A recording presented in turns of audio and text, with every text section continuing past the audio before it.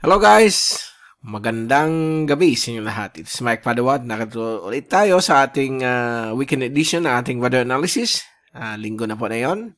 At valid po ito hanggang Martes, Hulyo 7 hanggang 9, 2024. Ito po ating Tagalog version. Pinaglilingkod sa inyo ng Typhoon 2000 at ng Naga College Foundation. Isa sa mga pinakamagandang institution po dito po sa Rayon Bicol at ng Naga City.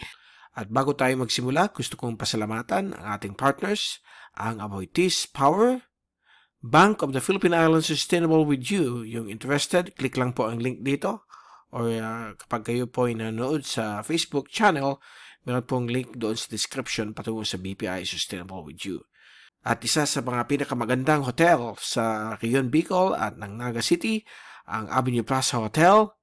Ang lokal na gobyerno ng Naga City headed by ang Honorable Mayor Nelson Legacion at ang ating Honorable Congressman ng ikatlong distrito ng Camarines Sur, Congressman Gabby Bordado. At ngayon, umpisa na natin ang update. Ito ang ating latest GovSat. Issued po ito na yung araw po ng linggo hanggang sa Martes. 48 hour po ito. At nakikita po natin na meron po ditong upper level low.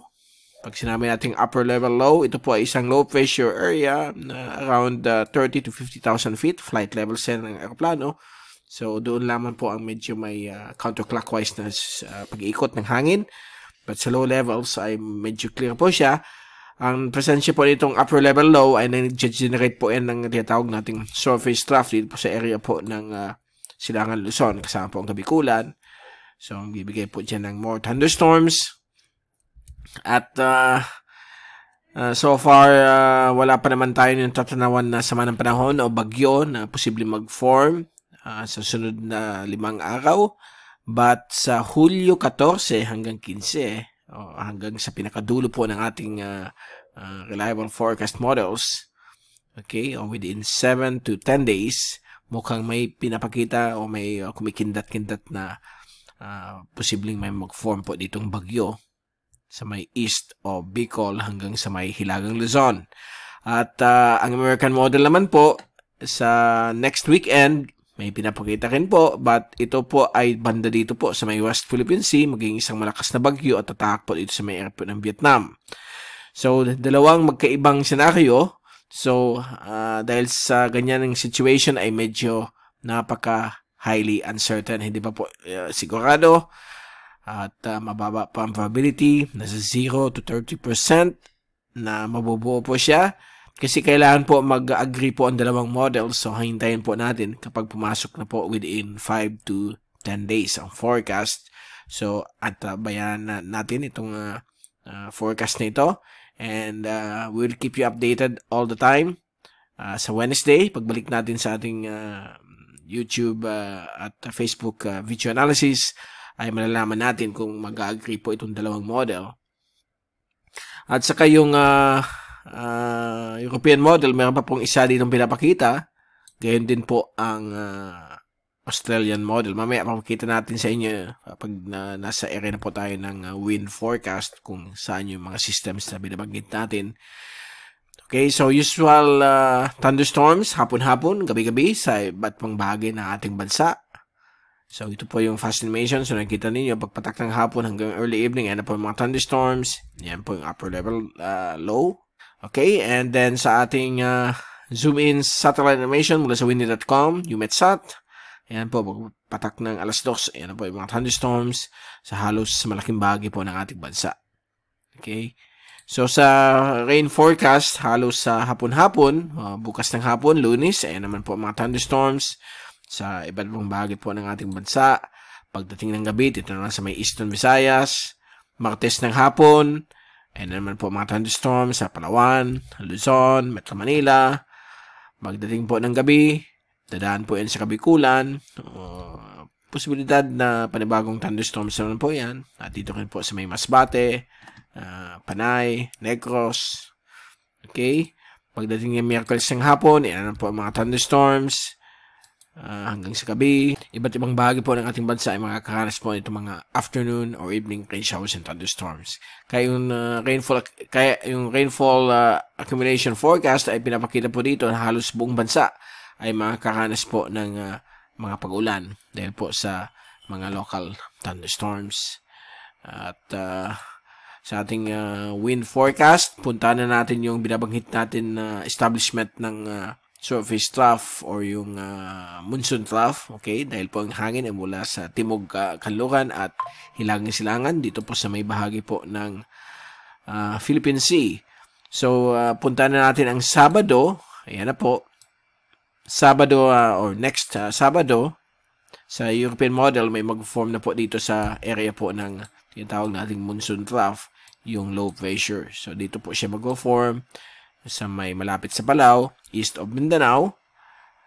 At pagdating po ng Sabado, Linggo, tatahak po siya west-northwest. Lunes, July 15, dadaan po siya sa east ng Kabikulan. And Martes po ng hapon o gabi, baka maging ganap na tropical depression o mahinang bagyo. At posible din po na isa pa rin po siyang malakas na low pressure system at maghihikayat po ng hanging habagat. Okay? At ito na po yung panibagong LPA na naman po na kasunod nitong potential na bagyo sa may between Guam and Palau, sa may south of Yap, yung low pressure sa July 16.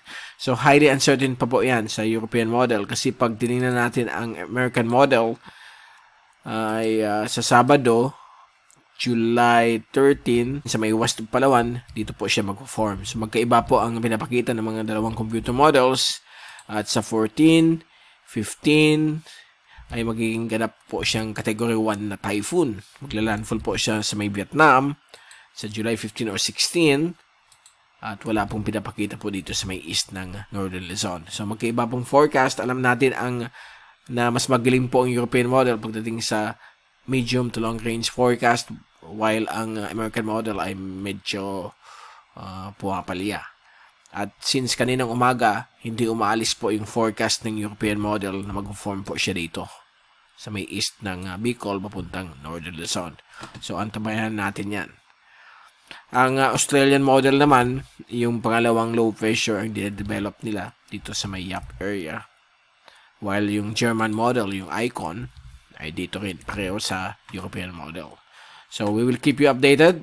Pagdating po ng Wednesday, pagbalik natin, ay malalaman natin kung ano magiging senaryo po niyan.